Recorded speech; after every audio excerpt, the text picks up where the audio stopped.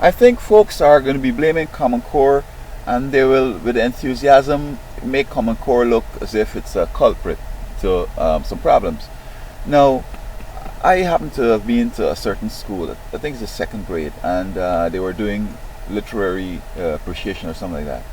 And they were reading a story, and they have, as how you write it, you have the build up, you have the climax, and you have the resolution and conflicts and all that kind of stuff. They're teaching that in the second grade, and they talk about concepts and principles and so forth, and then they turn and speaking to one another and so forth. Now, in the class, I could see that some students are up to it because their homes, the parents are professionals, and that's the kind of discussion they have at home. But the average student there is just playing games because just noise going on. They're just making noise. They're really talking to the teacher. You can't even know that it's just noise. What I think, you see, the idea with principle and concepts, I started to hear that kind of those kind of discussion when I went to college. This is what college students were talking about. It's the principle of this whole, nitty gritty, the crux of the matter. The principle of this whole situation is this, and this is the that kind of thing.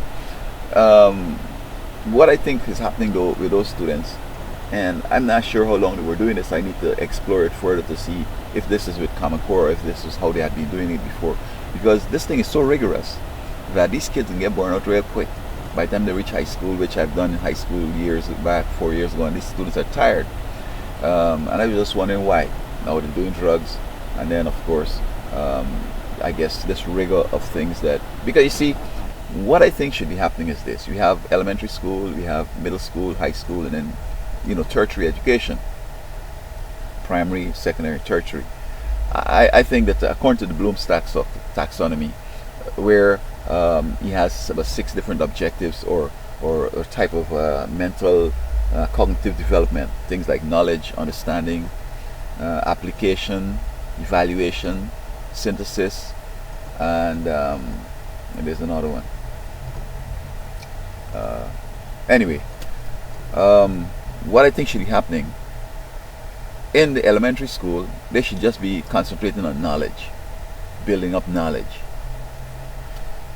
Also, I noticed that I think they give them 3 years of Spanish in high school, and these students just playing games. I recall in Florida, I was teaching in one of the classes, and the students speaking just as if it's English. The words they call the way we pronounce it, and they're just going through the motions. What I think should be happening is this: in the elementary school, they should be teaching languages, because these kids are learning English and they can learn a second language at the same time. And at that point, at that age, they're just interested in learning. We should encourage them to just learn stuff. And when they come back to this, maybe this time of high school to do Spanish, it should be conversational. Still doing your grammar and vocab, but should be primarily to develop conversational skills. And so elementary school should be just about knowledge. I suspect that when they make these young people feel that they're so smart, they're now figuring like they're ahead of the parents. They're smart than the parents and all that, and they're smart just like somebody else over the street. When as kids, they can't understand that level of, and that level of cognitive development shouldn't be probed or tried to develop in these young children. They should be just on knowledge. So for elementary school, they should be doing Spanish, doing the vocab, English vocab and Spanish vocab, and trying to have conversation. By the time they finish, they should be able to speaking on a elementary level the language, and keep it up through, and then of course in college they take it further, and so on. And then when they go to middle school now, they'll do more knowledge and probably some, well, you don't have to have understanding as you go along, so that the health science should be to introduce them not to smoke, not to drink, not to use drugs, because of this the body does, yada yada yada. And so in middle school there should be knowledge and understanding. When they go to high school, it should be application and evaluation.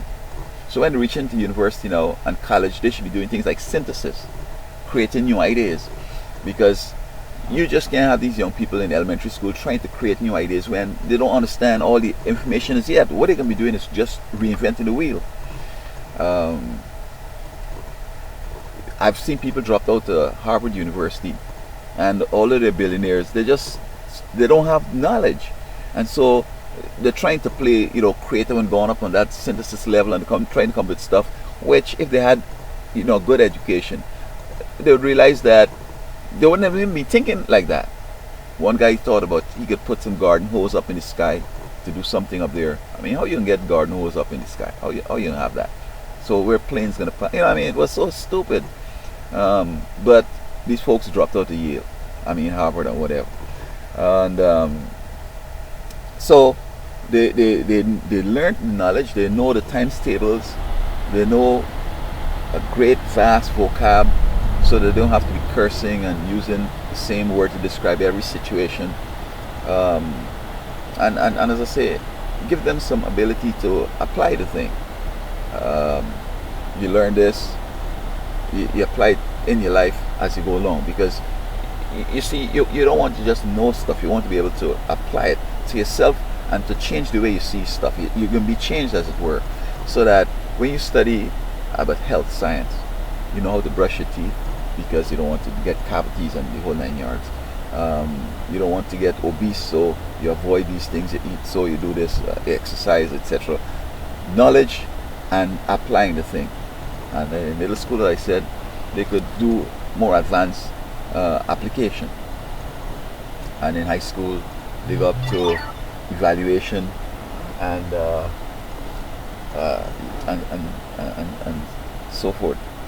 But in universities, they should be concerned with creating new information, synthesizing new things, putting things together, and evaluating what has been there and see where it stands up to the analysis from a variety of disciplines. And if they do this, I think that school would be so fun.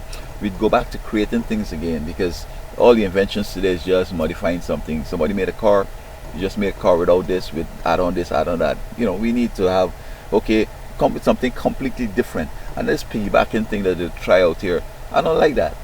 If I have an idea, give me the credit just to be the man with the idea. Don't just come and piggyback on my stuff. Get your own.